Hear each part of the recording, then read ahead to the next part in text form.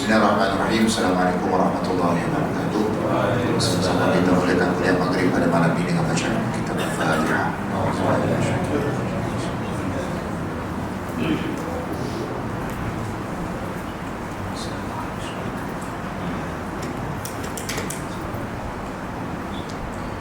A'udzubillahi Bismillahirrahmanirrahim. Alhamdulillahirabbil alamin wassalatu wassalamu ala sayyidil anbiya wal mursalin wa ala alihi washabbihi ajma'in. Allahumma ja'alna kalimatan kalimah rabi'a qulubina wa nusulina wa tawakkulina wa ahsanina. Allahumma hamdana bil Qur'an waj'alhu lana imama wa nuran wa hudan wa rahmah. Allahumma dhakkirna bil Qur'an ma nusina wa 'allimna minhu ma jahilna warzuqna tilawatahu ana layli wa atrafan nahar wa 'ala wajhi alladhi fa'ala waj'alhu lana hujjatan ya rabbal alamin. Sallallahu ala nabiyyina Muhammadin wa ala alihi wasallam. Bismillahirrahmanirrahim. Alhamdulillahirabbil alamin wa bihi nasta'in. Wassalatu wassalamu ala rasulil amin wa ala alihi washabbihi ajma'in. Subhanaka la ilma lana illa ma 'allamtana innaka antal alimul hakim. Allahumma rabbi shrah li sadri wa yassir li amri wahlul 'uqdatam min lisani yafqahu qawli wa la hawla wa la quwwata illa billahil 'aliyyil 'azim. Yang saya hormati Tuan Pengurusi, Tuan Imam, Tuan Bilal dan juga Tuan Fasal dan Muslim, Datuk-datuk dan tindatin muslimin muslimat yang dirahmati oleh Allah Subhanahu wa taala. Alhamdulillah, bersyukur pada Allah Subhanahu wa taala kerana pada malam ni kita dipertemukan setelah hampir sebulan lebih lah pun. Sebulan lebih lah, bulan 3 itu saya tak ada berumrah. Lepas itu dah kosong. Sebulan lebih lah dia buat. Lebih kita dipertemukan pada bulan Syawal dan saya rasa tidaklah kelewatan untuk saya mengucapkan selamat Hari Raya maaf zahir dan batin kepada semua jemaah Masjid Al-Muallimin, dan mudah-mudahan amal ibadah kita yang kita jalani pada bulan Ramadan yang lalu diterima oleh Allah Subhanahu wa taala, dicatat sebagai amal yang soleh, dan Allah rezekikan kita untuk bertemu dengan Ramadan tahun yang mendatang insya-Allah. Muslimin muslimat yang dirahmati oleh Allah Subhanahu wa taala, pada ikut catatan saya ni muka surat 51, betul tak? Betul ya? Kita masuk tajuk berikutnya, muka surat 51. Bismillahirrahmanirrahim. Qala musannif rahimahullah wa nafa'ana bi ulumih. Membaca ta'awudz ketika marah. Membaca ta'awudz ketika marah. Apa dia ta'awuz? Kita dah bincang pada kuliah yang lalu. Ta'awuz ni merupakan satu kata nama, ringkasan daripada satu ayat, satu jumlah yang agak panjang, maka diringkaskan panggilannya dengan nama sekian-sekian. Contoh, sebagai contoh, lafaz biasa kita baca Bismillahirrahmanirrahim. Nama pendek dia apa? Basmalah. Basmalah nama dia. Mana kalau orang kata baca basmalah, jangan baca auzubillah. Tak kena. Bila sebut basmalah, mana kita kena baca ayat apa? Bismillahirrahmanirrahim. Itu panggilan dia. Kalau orang kata baca tahlil, apa nak kena baca? La ilaha illallah. Itu tahlil, ringkasan daripada ayat La ilaha illallah. Kalau orang kata baca tahmid, baca apa? Alhamdulillah. Puji, tahmid ni puji. Baca tahmid, artinya kita puji Allah. Lafaznya, zikirnya Alhamdulillah. Itu ringkasan panggilan dia.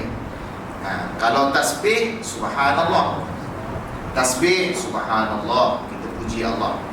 Takbir, Allahu Akbar, besarkan Allah Ta'ala. Kalau a'udzu billahi minasyaitonir rajim, ayat dia panjang, maka orang panggil panggilan untuk ayat tersebut, nama dia ada dua. Yang pertama isti'azah, ataupun satu lagi orang panggil ta'awuz. Sama lah tu, isti'azah ataupun ta'awuz, benda yang sama. Kalau orang kata baca ta'awuz, kita bacalah a'udzubillahi minasyaitonir rajim. Kalau orang kata baca isti'azah, baca juga dengan lafaz yang sama. Cuma kita dah bincang sebelum ni tentang ada juga beberapa riwayat hadis lafaz isti'azah ni berbeza. Ada tambah itu, ada tambah ini dan sebagainya. Sebagaimana yang biasa kita dengar, a'udzubillahi minasyaitonirrajim, itu yang biasa. Ya, dalam Quran dinyatakan fa iza qara'tal qur'ana fasta'iz billahi minasyaitonirrajim. Apabila kamu nak baca Quran, maka mohonlah perlindungan dengan Allah daripada syaitan yang direjam. Lafaz tu ada dalam Quran. Dalam riwayat hadis-hadis dan juga apa yang telah dikumpulkan oleh para ulama, ada beberapa penambahan. A'udzubillahi samiil alim minasyaitonirrajim pun isti'azah juga. A'udzubillahi minasyaitonirrajim innahu huwas samiul alim, dia tambah ke belakang pula. Jadi dia tambah tengah-tengah. A'udzubillahi samiil alim, nama Allah tu berada di tengah-tengah. A'udzubillahi minasyaitonirrajim innahu huwas samiul alim, tambah ke belakang pula. Itu berdasarkan kepada beberapa riwayat dalam hadis menceritakan tentang lafaz-lafaz yang berbeza bagi perkataan ataupun bagi panggilan ta'awuz atau isti'azah. Salah satu daripada fadilat, salah satu daripada keistimewaan isti'azah ataupun kita panggil ta'awuz ni adalah iaitu kita boleh membacanya, bahkan dituntut sunnah untuk kita membacanya apabila kita berada dalam situasi marah. Itu yang Imam Ibnu Katsir nak bincangkan pada malam ini.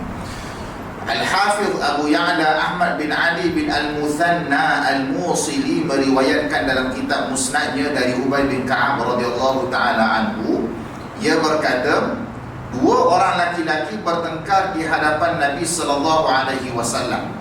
Hidung salah seorang dari keduanya mengembang dan mengempis kerana marah. Ada dua sahabat, tidak dinyatakan siapa sahabat. Dia tuan-tuan senangnya, kalau kita baca hadis, kita tengok terjemahan hadis, telah datang seorang lelaki.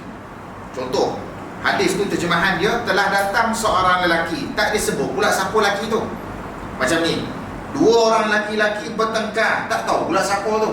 Jadi artinya kebanyakan hadis yang tak dinyatakan siapa yang datang, siapa jumpa Nabi, siapa yang bergaduh bertengkar ni, artinya di kalangan orang awam, sahabat di kalangan orang awam.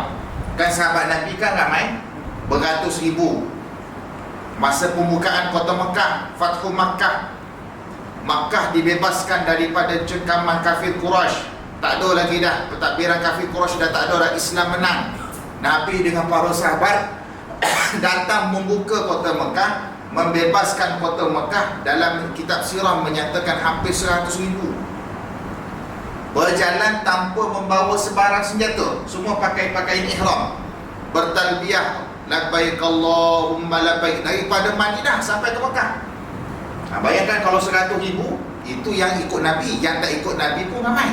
Jadi artinya sahabat ni ramai, sama ada yang tua, yang muda, laki, perempuan dan sebagainya, yang Nabi kenal, yang mungkin Nabi tak kenal, terlalu ramai sahabat.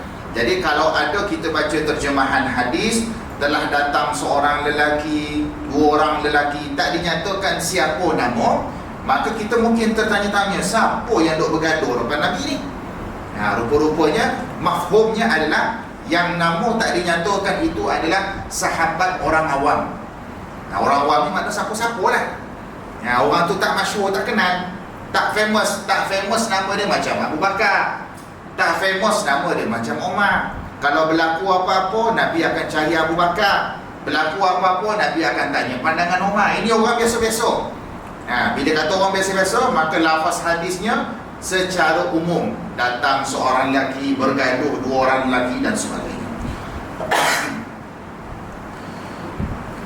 Mengembang dan mengempis kerana marah, itu tanda orang marah lah tu. Tahan nafas, kembang hidung, lepeh balik, kempis hidung, tu tanda orang tengah marah tu. Makna kalau nampak tanda tu seolah bersangatan marahnya, mana terlalu marah ni, sampai akan nampak hidung tu, bergerak hidung tersebut.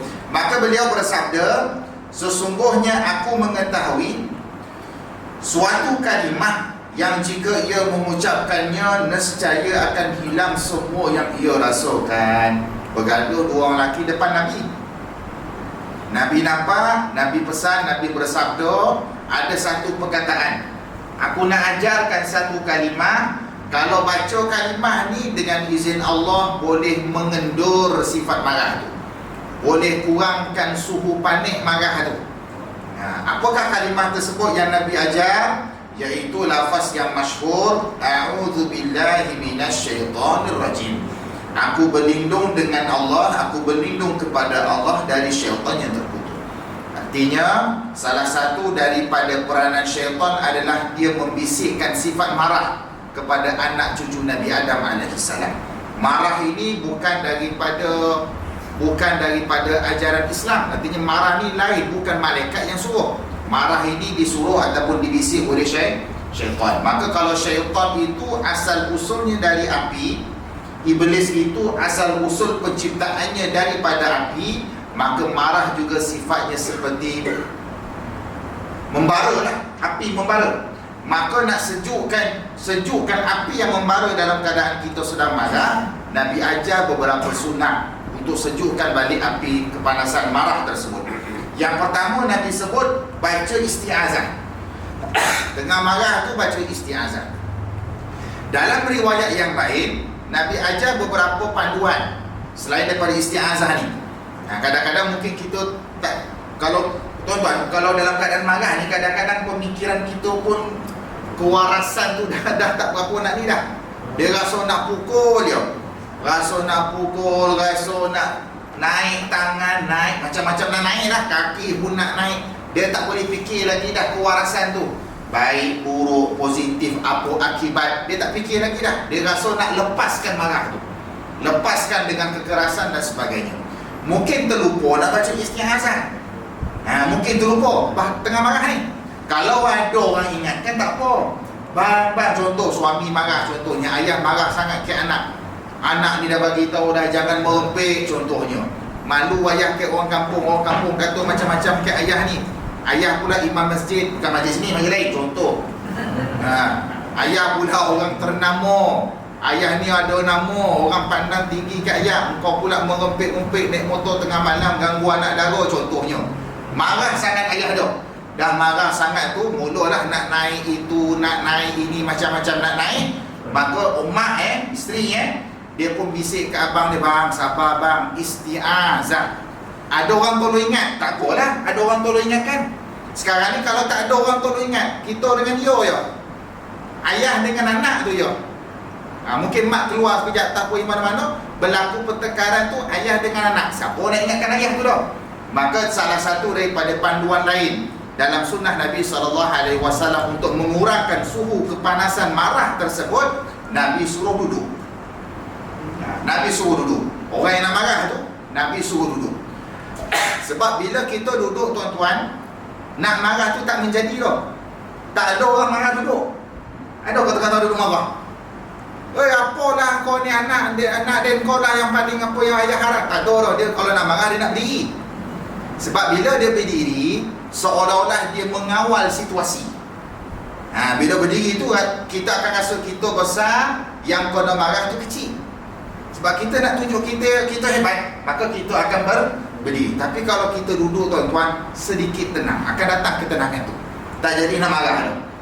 Jadi Islam ajar, kalau nak berlakulah pertengkaran dan sebagainya, kalau terlupa nak baca ta'awuz, terlupa nak baca isti'azah, ataupun tak ada siapa nak ingatkan kita untuk baca isti'azah, kalau kita sempat terlintas, duduk.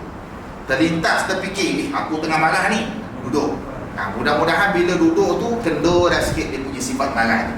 Yang ketiga, berwuduk.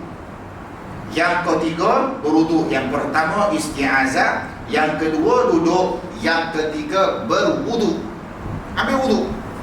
Sebab apa ambil wuduk? Sebab sebagaimana yang saya nyatakan tadi, marah ini datangnya daripada syaitan. Marah ini, panas marah tu datangnya daripada iblis. Yang mana iblis dan syaitan ini dicipta daripada api. Nak padamkan kepanasan api marah tersebut, maka kita sejukkan dengan air wuduk. Itu salah satu daripada panduan dalam Islam bagaimana kita nak mengawal sifat kemarahan.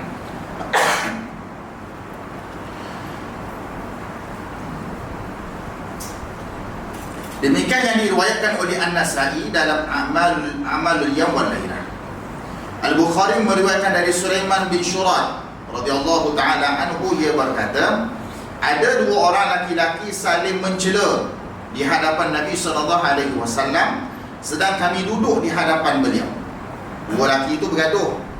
Bila sebut dua laki itu bergaduh, maknanya berdiri lah. Tak ada bergaduh, dua orang bergaduh, duduk, tak ada. Makna masing-masing diri. Tapi Nabi dengan beberapa sahabat ni tengah duduk. Dua orang tu bergaduh tengah berdiri. Nabi dengan beberapa sahabat, antaranya Sulaiman bin Syurad, tengah duduk. Salah seorang dari keduanya mencela yang lain dalam keadaan marah dan wajah yang memerah. Maka Rasulullah SAW bersabda, inni la'a'lamu kalimatan law qalaha la dhahaba anhu ma yajib law qala a'udzu billahi minasyaitonir rajim. Sesungguhnya aku mengetahui suatu kalimat yang jika ia mengucapkannya nescaya akan hilang kemarahannya, yaitu ucapan a'udzu billahi minasyaitonir rajim, aku berlindung kepada Allah daripada syaitan yang terkutuk. Artinya cerita yang sama, periwayatannya berbeza. Hadis tadi datang daripada Ubay bin Ka'ab. Hadis yang kedua datang daripada Sulaiman bin Syurad. Cerita yang sama, tapi riwayat berbeza.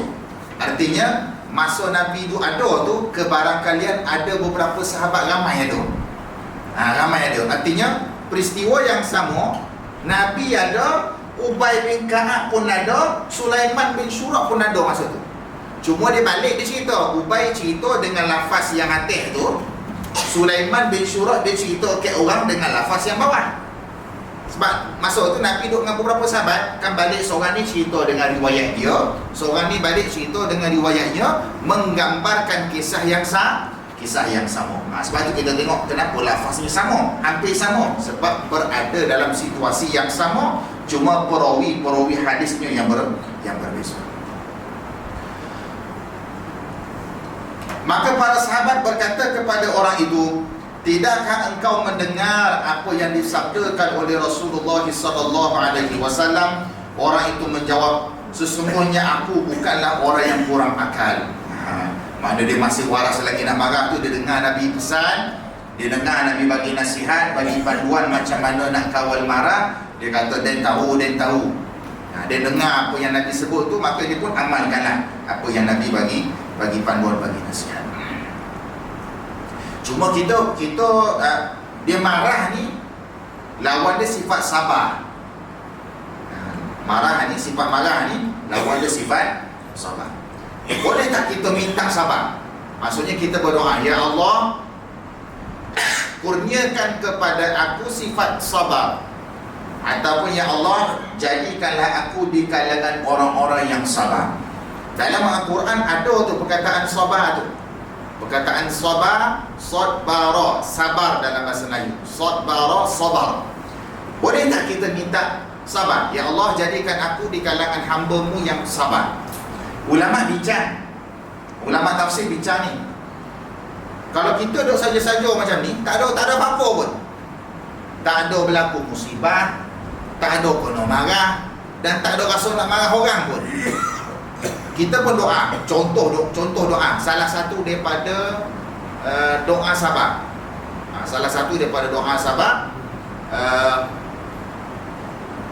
Rabbana afrigh alaina sabra wa tawaffana muslimin. Rabbana afrigh alaina sabra wa tawaffana muslimin. Wahai Tuhan kami, penuhilah dada kami ini dengan sifat sabar. Afrigh alaina sabra, dalam lumpung jiwa kami ni, tolong campak, masukkan, penuhkan jiwa kami yang kosong itu dengan sifat sabar. Wa tawaffana muslimin, dan matikan kami di kalangan orang-orang yang Islam. Contoh, boleh tak kita duduk saja-saja, tak ada apa-apa berlaku pun, tak ada musibah, tak ada bala, tak ada ujian, tak ada marah siapa-siapa, berdoa, contoh lepas solat baca. Contoh, boleh tak kita berdoa minta nak sabar? Ulama tafsir bincang. Sabar ni tuan-tuan, sebahagian pandangan di kalangan ulama berpandangan tak boleh minta. Lepas solat contohnya, kita doa. Lepas solat imam baca, Rabbana afrigh alaina sabra wa tawaffana muslimin, contoh, ataupun doa-doa yang lain. Boleh tak lepas solat tak ada apa-apa berlaku, kita minta ya Allah kurniakan aku sifat sabar. Ulama tafsir bincang, ada yang berpandangan larang terus, ada yang berpandangan makruh berdoa minta sabar. Kenapa salah? Kita pun tak tahu kan, kenapa salah pula nak minta sabar, padahal sabar tu sifat elok. Salah kok kita nak minta sabar. Ulama tafsir kata sabar ni, situasi minta sabar ni, dia kena minta apabila diuji. Kalau tak diuji jangan minta. Kalau tak diuji tapi kita minta, maknanya kita minta juga malapetaka turun ke kita. Tidak akan berlakunya sabar melainkan dia akan diuji. Kalau tak ada apa-apa jangan minta sabar. Kalau tak ada apa-apa kita minta sabar, maknanya seolah-olah kita minta balok juga. Sebab sabar ni mesti berlaku di atas ujian. Ada balok, ada malapetaka, ada musibah. Kalau macam tadi dalam keadaan marah berlaku sesuatu, barulah boleh minta sabar. Tapi kalau tak ada berlaku sesuatu, ulama tafsir sebahagian kata makruh, ada yang kata larang terus, jangan minta sabar. Sebab kalau kita minta sabar, seolah-olah kita minta juga musibah. Sabar dengan musibah tu dia sekali, dia datang sekali. Dia datang sekali, dia satu package tu. Kita perasan sabar je. Tak, sebenarnya di sebalik sabar tu dia mesti datang sekali dengan musibah. Sebab tu kalau kita tengok dalam Al-Quran, kalau tuan-tuan tengok dalam Al-Quran, perkataan sabara, sabar tadi, sabira ke, sabirin ke, sabra ke, macam doa tadi, yang daripada kata dasar dia sabara, iaitu sabar. Boleh kata semua perkataan sabar dalam Al-Quran ada cerita dia. Berlaku sesuatu, barulah datang doa sabar. Berlaku musibah, barulah ada sebut doa sabar. Dalam Quran tuan-tuan tak ada tiba-tiba datang doa sabar, tak ada. Contoh macam doa yang masyhur, Rabbana atina fid dunya hasanah wa fil akhirati hasanah wa qina azabannar. Doa tu umum, semua orang hafal doa tu. Rabbana atina fid dunya hasanah. Doa tu datang dalam juzuk yang kedua suratul Baqarah. Doa tu datang tak ada kita kata tak ada berlaku sesuatu pun. Dia datang, Allah nak ajar doa ni boleh baca bila-bila. Maka doa tu bersifat umum. Dan doa Rabbana atina fid dunya hasanah merupakan salah satu doa favorite Nabi SAW. Nabi tak tinggal doa, Nabi suka doa. Boleh dibaca pada mana-mana keadaan, mana-mana situasi. Tapi kalau tuan-tuan cek dalam Quran, setiap kali ada doa minta sabar, cuba tengok sebab turun ayat. Kita panggil asbabun nuzul, sebab turun ayat. Rupa-rupanya berlakunya sesuatu sebelum, barulah boleh kita baca Rabbana afrigh alaina sabra wa tawaffana muslimin. Contoh yang kita, contoh lain lah. Saya cari contoh lain lagi ada. Kisah perang, ada.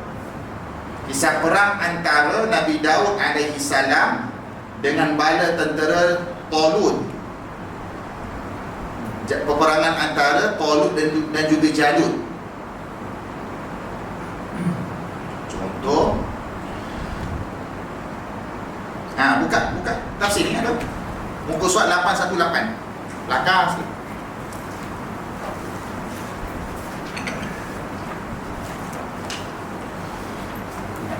818. Dia pun doa siapa juga nak bagi faham.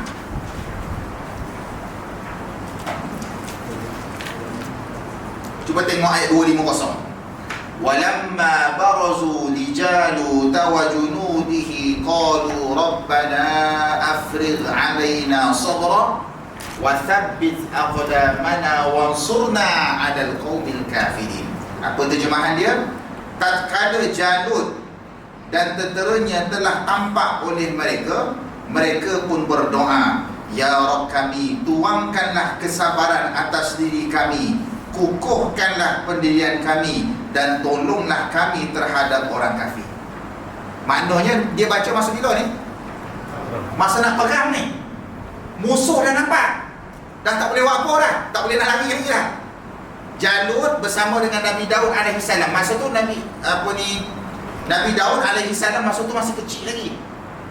Nabi Daud masa tu masih kecil lagi. Tapi walaupun dia kecil, walaupun masih remaja, dia join peperangan tersebut nak lawan Talut. Tiba-tiba Talut nampak tak boleh nak lari dah. Bila tak boleh nak lari, peperangan tak boleh dielakkan. Maka Jalut dan juga bala tenteranya berkata, "Ya Allah, wahai Tuhan kami, tuangkanlah, campakkanlah, penuhkanlah sifat kesabaran ke atas diri kami, sebab kami nak perang ni." Artinya, biasanya doa sabar ni mesti akan berlaku sesuatu. Kalau kita tak ada berlaku apa-apa, ulama tafsir kata jangan baca doa sabar. Jangan baca doa sabar. Mana kalau kita minta sabar, makna kejap lagi berlakulah sesuatu. Seolah kita minta juga pada. Benda ni bincang ni di kalangan ulama tafsir, kita tak tahu kan. Tapi memang disebut dalam kitab. Apakah hukum membaca doa minta sabar? Melainkan berlaku musibah, berlaku malapetaka, barulah kita minta sabar. Tuan-tuan first time baru tahu ni. Ustaz, pada saya sabar tu, sabar dalam perkataan, kasihan.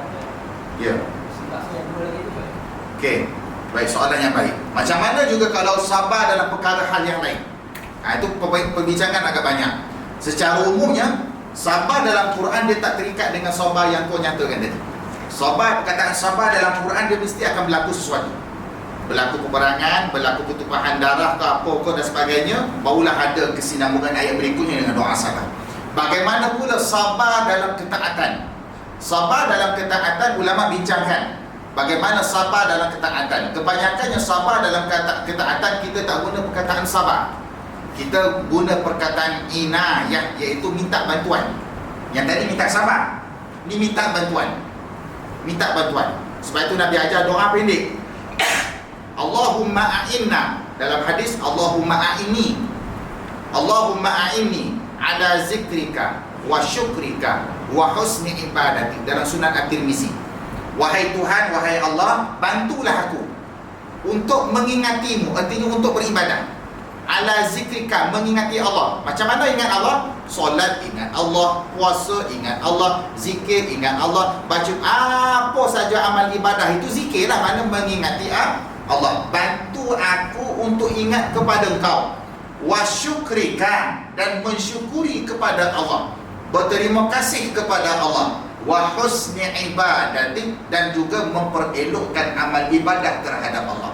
Artinya untuk beribadah, terjemah kita sabar kan? Sabar dalam beribadah. Sabar dalam, itu terjemah Melayu. Tapi sebenarnya dalam bahasa Arab dia bukan sabar dalam ibadah, dipanggil mohon bantuan untuk kita beribadah. Itu dari sudut lafaz Melayu tu. Lafaz Melayu sabar dalam ibadah. Sebenarnya dalam ibadah bukan istilah sabar. Sebab itu dalam Quran pun kebanyakan ibadah yang berat-berat Allah tak guna perkataan sabar. Contoh solat, Allah kata wa innaha lakabiratun illa 'alal khashiin. Allah tak kata wa innaha lakabiratun illa 'alas sabirin. Sesungguhnya solat itu berat, susah. Susah tak nak mengerjakan solat 2 rakaat subuh? Woi, berat selimut. Lagi berat daripada tongges. Nak tolak selimut tu, woi, lagi berat daripada tongges. Nak bangun pagi, siap-siap datang masjid solat subuh 2 ya. Allah tak kata solat subuh sampai 4. Walaupun kita bersemangat macam mana pun, subuh tetap kena laksanakan 2 rakaat. 2 rakaat. Susahnya subuh 2 rakaat tu. Allah kata senang bagi orang yang khusyuk. Allah tak kata senang bagi orang yang sabar. Sebab ibadah bukan sabar. Orang Melayu je sebut sabar dalam ibadah. Tak apalah tu istilah orang Melayu. Tapi dalam ibadah bukan sabar. Solat Allah kata illa 'alal khashiin. Solat itu susah, lakabirah, berat nak buat, kecuali orang khusyuk. Kita pun dah fikir balik, kenapa berat tapi orang khusyuk? Kenapa tak kata berat kecuali orang yang sabar? Kalau fikir logik akal lah, sepatutnya macam tu lah. Solat ni berat melainkan orang yang sabar. Sepatutnya macam tu logik akal kita. Tapi sebenarnya tidak. Allah kata berat solat tu, kecuali mudah bagi orang yang khusyuk. Kenapa Allah pilih perkataan khusyuk? Kerana orang yang khusyuk sahaja akan hadir sifat keinsafan untuk melaksanakan solat. Sabar belum tentu khusyuk. Sabar belum tentu khusyuk. Tapi kalau orang yang khusyuk, apa saja sifat yang ada, sabar ke, redha ke, apa semua ada dalam sifat orang khusyuk. Kalau tuan sampai nanti ayat juz 1 tu, pusat berapa dah ada dalam jilid ni. Imam Ibn Katsir kata, khusyuk ini adalah apabila orang yang mendirikan solat dia fikirkan akhirat. Sebab itu solat tu susah. Susah dan berat kerana apa? Nak hadirkan masa solat tu dia fikir akhirat. Orang yang solat, masa dia solat tu dia fikir akhirat. Imam Ibn Katsir kata itulah yang dipanggil sebagai khashi'in, orang yang khusyuk. Orang yang khusyuk, berat macam mana sekalipun dia datang solat. Susah macam mana pun dia akan rasa gelisah kalau dia tak solat. Berbeza dengan istilah sabar. Jadi dalam ibadah dia tak ada istilah sabar.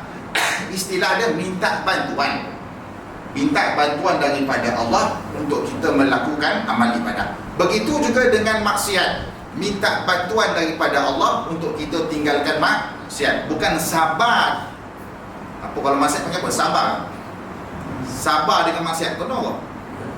Sabar dengan ibadah betul lah kan? Sabar. Orang Melayu lah ni, terjemah Melayu. Sabar dalam beribadah tu terjemah Melayu. Kalau maksiat apa panggil? Maksiat dengan muka. Sabar bukan kan? Apa istilah tu? Tapi tak kena juga lah. Dari sudut bahasanya tak kena, dari sudut bahasa Arab tak kena. Sebab sabar ni apabila berlaku sesuatu ujian, malapetaka, bala dan sebagainya, barulah kita minta sabar. Untuk ibadah kita tak minta sabar, kita minta bantuan. Untuk tinggal maksiat dan mungkar pun kita tak minta sabar, kita minta bantuan. Untuk minta bantuan daripada Allah supaya kita diberi kekuatan untuk meninggalkan perkara.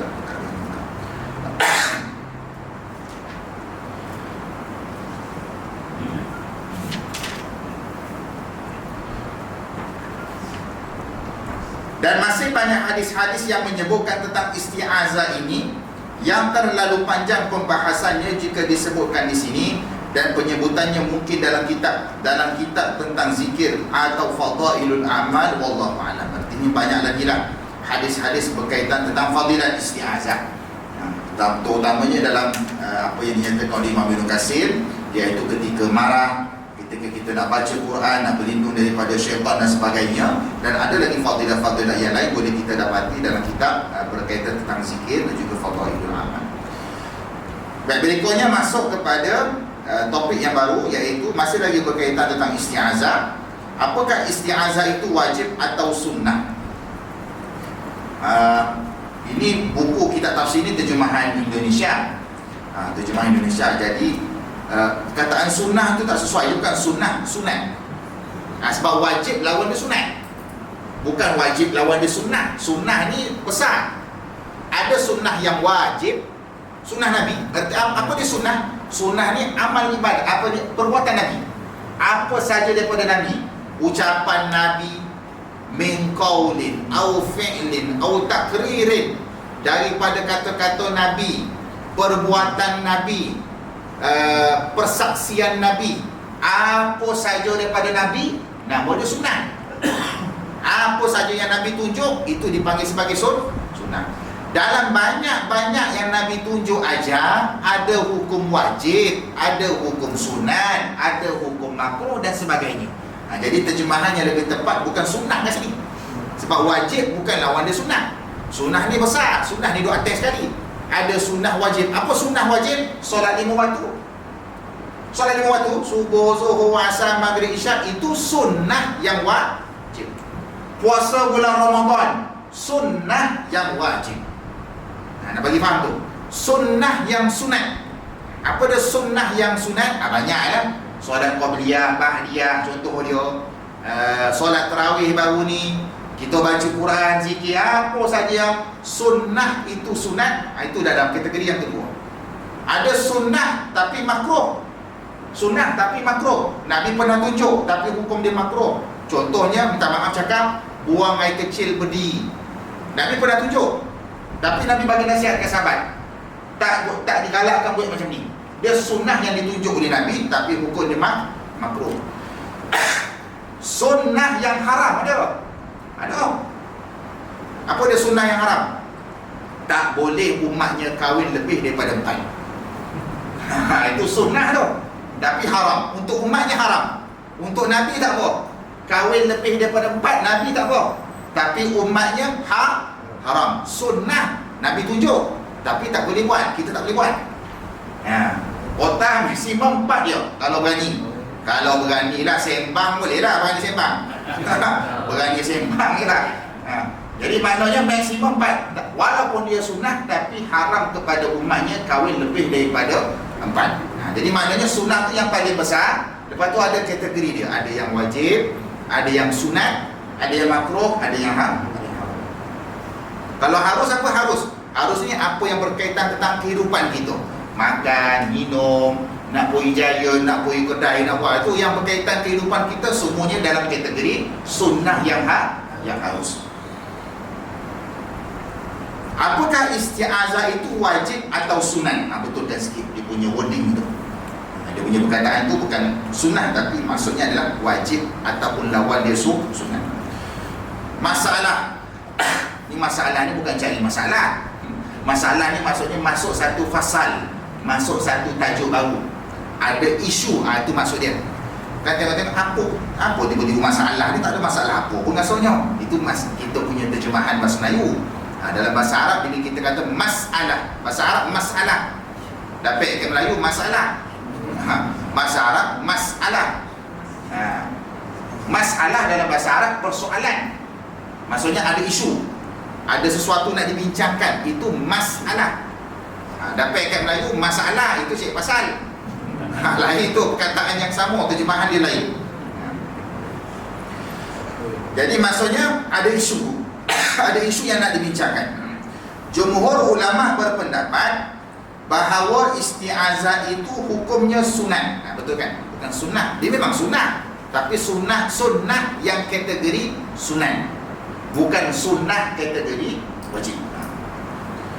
Hukumnya sunat dan bukan suatu kewajiban yang jika seseorang meninggalkannya maka ia berdosa. Jadi baca isti'azah tadi, a'udzubillahi minasyaitonirrajim, adakah hukum baca tu wajib ataupun sunat? Baca dapat pahala, tak baca tak dapat apa-apa. Maka jumhur ulama, kebanyakan ulama berpandangan hukum membaca isti'azah itu adalah sunat, bukannya wajib. Kalau wajib ni berat sikit lah. Kenapa berat? Sebab kalau kita tak baca berdosa. Ar-Razi menceritakan dari Atha bin Abi Rabah tentang wajibnya isti'azah di dalam solat dan di luar solat ketika hendak membaca Al-Quran. Ada satu pandangan. Jumhur, kebanyakan majoriti berpandangan sunat. Tapi ada pandangan di kalangan sahabat. Atha bin Abi Rabah, seorang sahabat besar dalam Islam, sahabat Nabi yang besar, Atha bin Abi Rabah berpandangan wajib, terutamanya dalam solat dan di luar solat ketika hendak baca Quran. Maknanya setiap kali nak baca Quran, Atha bin Abi Rabah kata wajib isti'azah. Kalau tak baca Quran tak apa, marah macam contoh tadi lah, marah tu apa pun, situasi-situasi yang lain, tak baca tak apa. Tapi Atha bin Abi Rabah berpandangan setiap kali nak baca ayat Quran maka hukumnya adalah ada wajib. Ini pandangan kedua. Pandangan pertama sunat, pandangan kedua kata wajib. Azan dulu. Tuan-tuan dan puan dirahmati Allah Subhanahu Wa Taala. Saya boleh ingat satu pandangan pasal sabar tadi, isu sabar tadi, boleh ingat satu pandangan.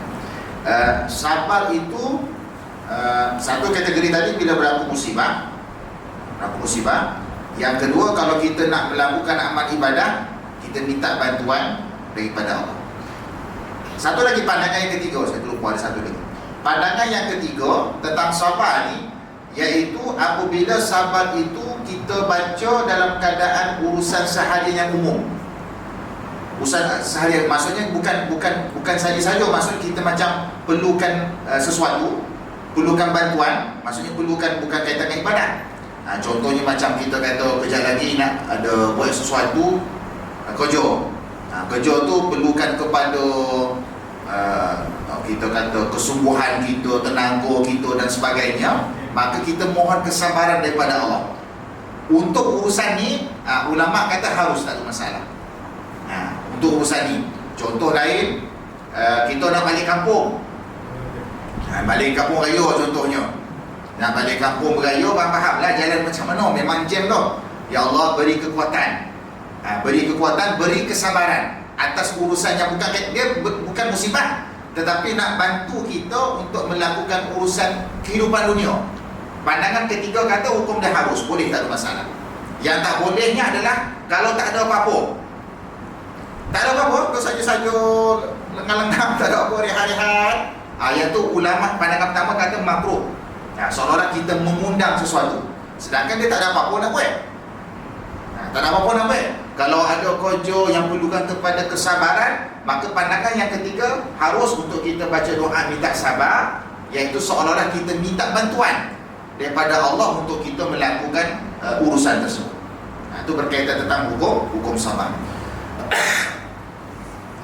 Baik, berikutnya sambung sikit lagi, kita habiskan dan tajuk ni. Jadi Ar-Razi meriwayatkan cerita daripada Atha bin Abi Rabah, satu pandangan, iaitu bagi beliau sahabat ni radhiyallahu taala anhu, wajib membaca isti'azah dalam solat dan juga luar solat ketika mana hendak membaca Al-Quran. Sebab itu kalau kita tengok dalam Al-Quran, perintah Allah yang sebagaimana saya bacakan tadi, fa iza qara'tal Quran fasta'iz billahi minasyaitonir rajim. Apabila kamu nak baca Quran, maka bacalah isti'azah. Bacalah aku berlindung dengan Allah daripada syaitan yang terjam. Kalau kita baca, sebab itu kalau tengok, kalau kita baca zikir tak perlu isti'azah. Hari tu siapa tanya saya masjid ni, masjid lain, saya pun tak ingat. Dia tanya itu, Ustaz, kenapa bila kita takbiratul ihram, Allahu Akbar, kemudian kita baca doa iftitah kan? Kenapa doa iftitah tak baca isti'azah?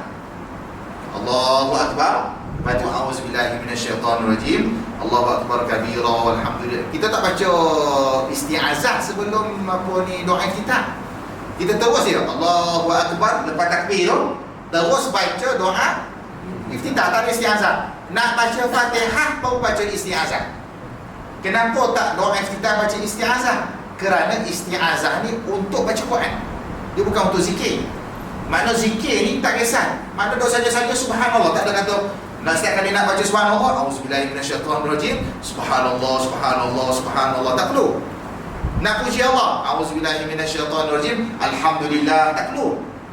Apa sahaja zikir, apa sahaja lafaz selawat, istighfar dan sebagainya, tidak perlu kepada baca isti'azah. Isti'azah ni pantang larang dia, undang-undang dia apabila kita nak membaca Al-Quran. Sebab itu isti'azah bukan awal doa iftitah. Isti'azah pada awal surah Al-Fatihah. Nak baca Fatihah, barulah kita baca isti'azah. Al-Imam An-Nawawi rahimahullah dalam kitab At-Tibyan fi Adab Hamalatil Quran, Imam Nawawi bincang tentang hukum isti'azah ni wajib ke setiap rakaat dalam solat. Kan bila kita solat, katalah solat Isyak 4 rakaat, kan solat Isyak 4 rakaat. Kalau 4 rakaat, berapa kali Fatihah baca? 4 kali baca. Mana setiap kali 4 kali baca tu kena 4 kali isti'azah atau tidak? Ataupun cukup sekali je? Imam Nawawi bincang dalam kitab. Kata Imam Nawawi, paling kurang sekali, iaitu pada rakaat pertama. Paling kurang sekali. Kalau kita ingat, boleh baca pada rakaat kedua, rakaat ketiga dan rakaat berikutnya. Kalau ingat, boleh buat. Tapi kalau tak ingat, paling kurang kita ambil fadilan ataupun kita ambil tuntutan. Tuntutan dia kena juga baca walaupun sekarang. Katalah rakaat yang pertama tu lupa tak baca, wajib baca, maksudnya dituntut untuk baca pada rakaat kedua. Rakaat kedua pertama pun terlupa baca, yang kedua pun terlupa baca, yang ketiga baru teringat. Bacalah walaupun pada rakaat ketiga, walaupun pada rakaat keempat. Ustaz pempek tu dah bagi salam pun tinggal Ustaz. Dah bagi salam tak baca isti'azah. Tak mengapa, sebab hukum dia tak wajib, tapi sangat dituntut. Kerana isti'azah tu dia sekali dengan ayat Quran. Isti'azah dia tak dibaca dengan zikir, isti'azah tak dibaca dengan selawat, isti'azah tak dibaca dengan istighfar, isti'azah kena baca dengan ayat Quran. Jadi maksudnya dia macam satu package lah tu. Macam tak lengkap, saling tak melengkapi kalau tak baca isti'azah. Jadi sangat dituntut baca isti'azah dalam solat walaupun sekali. Kalau terlupa boleh bawa pada rakaat-rakaat yang berikut. Ar-Razi berhujah dengan riwayat Atha, iaitu zahir ayat fasta'iz, maka hendaklah kamu meminta perlindungan. Ayat yang saya baca tadi dia perintah fasta'iz, fi'il amar, maka bacalah, maka berlindunglah, perintah tu.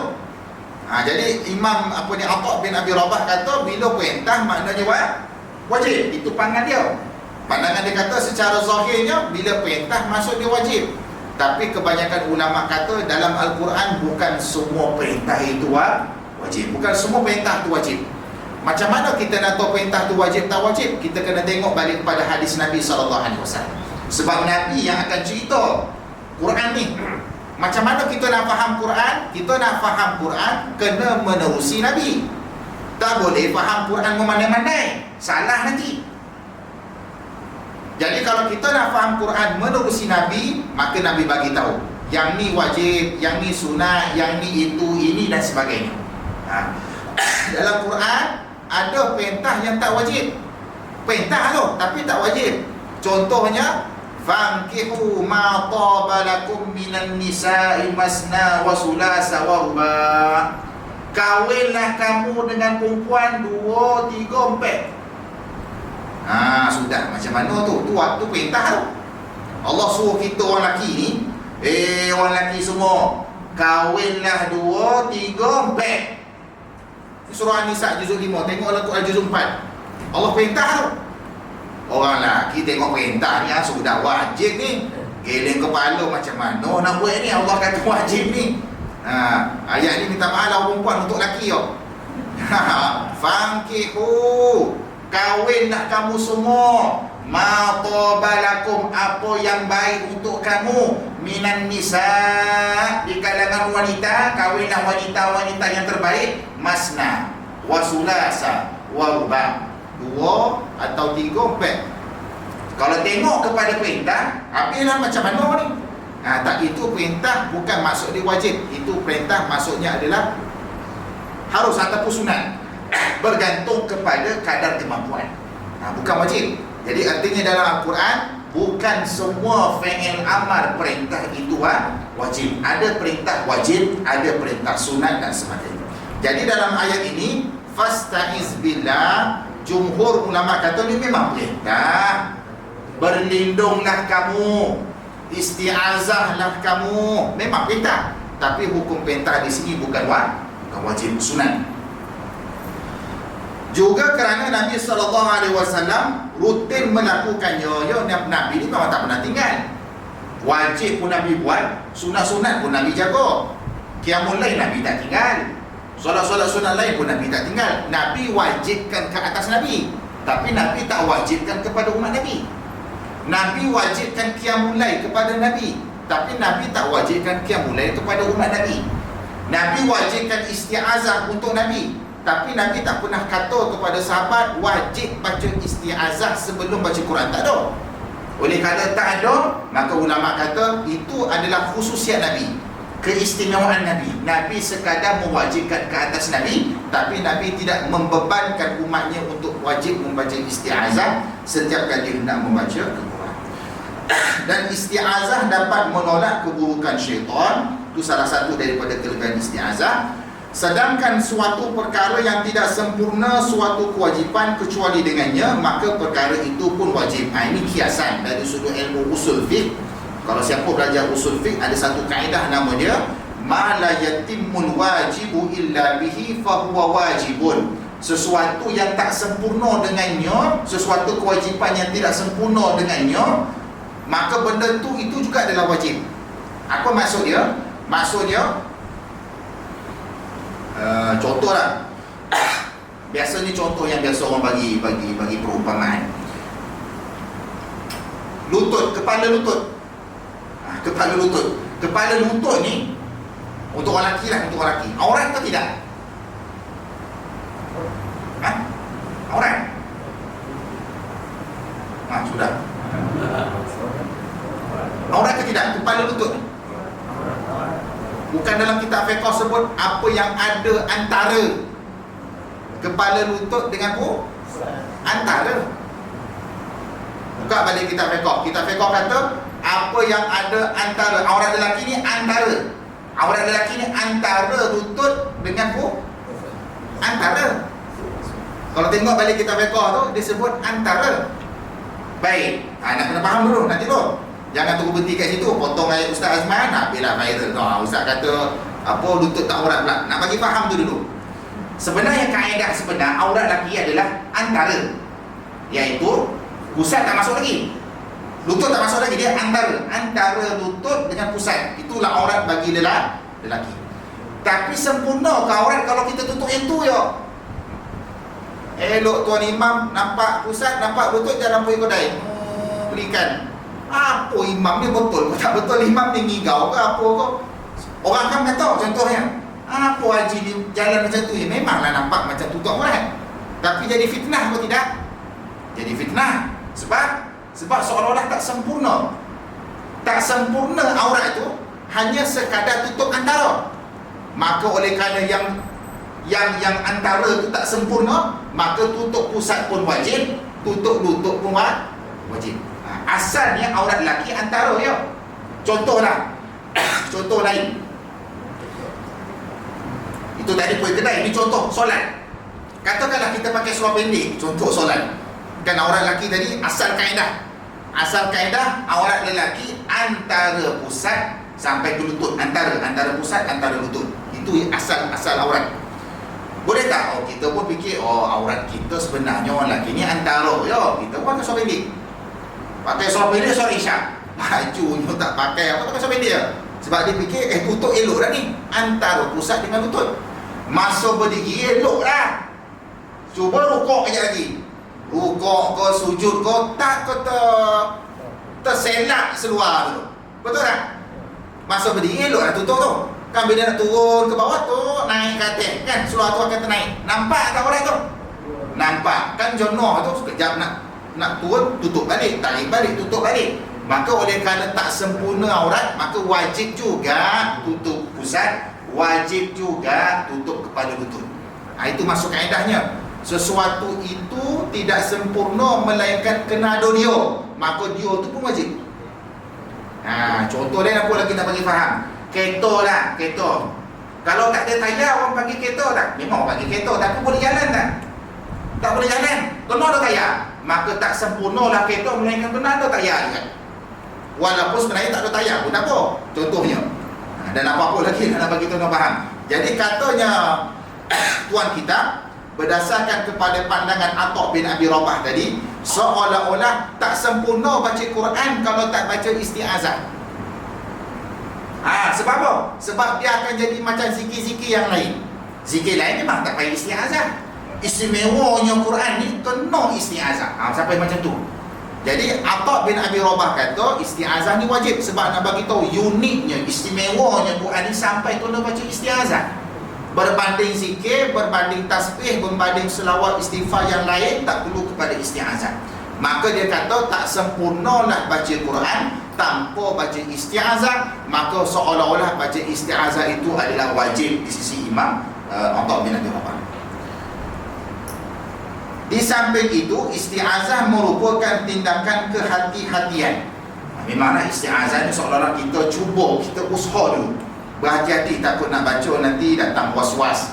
Kan bila nak baca nanti ada gangguan dan sebagainya. Kita mohon perlindungan dengan Allah daripada bisikan syaitan. Maka jika seseorang yang berlindung mengucapkan a'udzubillahi minasyaitonirrajim, maka itu sudah cukup. Wallahu ta'ala a'lam. Setakat itu dulu untuk surat 52. InsyaAllah panjang umur, murah rezeki. Kita dipertemukan lagi pada kuliah akan datang. Kita sambung dengan tajuk berikutnya, di antara manfaat kelebihan isti'azah, muka surat yang ke-53.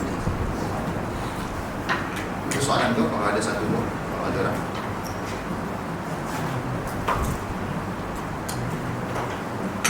Kita tangguh dengan doa. Bismillahirrahmanirrahim. Alhamdulillahirabbil alamin wassalatu wassalamu ala sayyidina Muhammadin wa sallallahu ala alihi wa sahbihi ajma'in.